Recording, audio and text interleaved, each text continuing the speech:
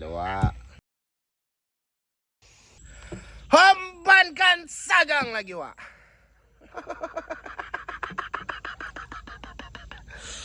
Jadi wak, cerita pagi ni kita angkat tajuk lagi.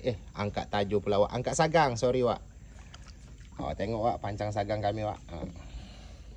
Kawan kita masih lah wak, Pak Dekong.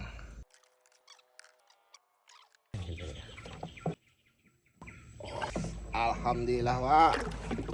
Besar ni wak. Hembankan ikan semilang lagi wak.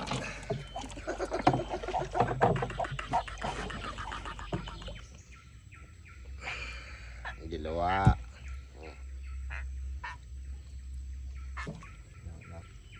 Pernah kena dia wak. Hembankan. Wow wak, ni wak. 2 ekor wak, 2 ekor. Besar ke wak? Homban kan lagi wak situ wak. Homban lagi wak. Bila wak nyesal kata Pak Mekanik tak pergi malam. Gila-gila. Bapak lemak ni wak. Hombankan minyak.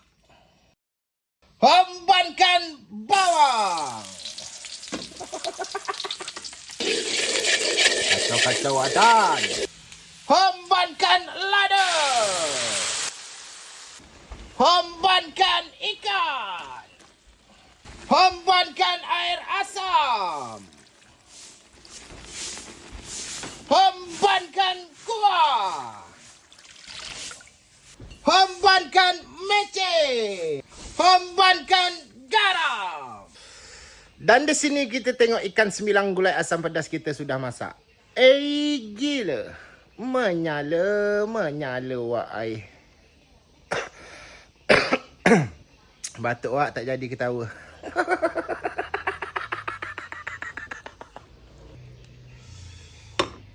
Hembankan ikan semilang.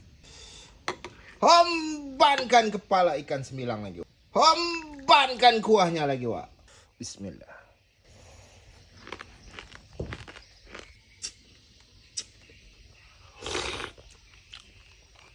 Gila wak, bapak lemak wak.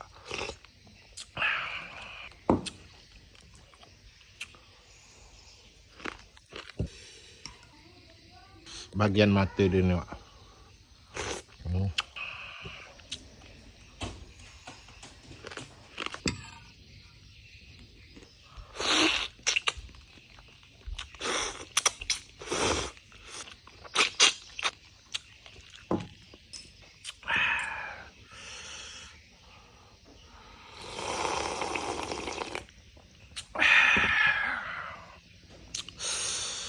Gila wak. Menyala wak air.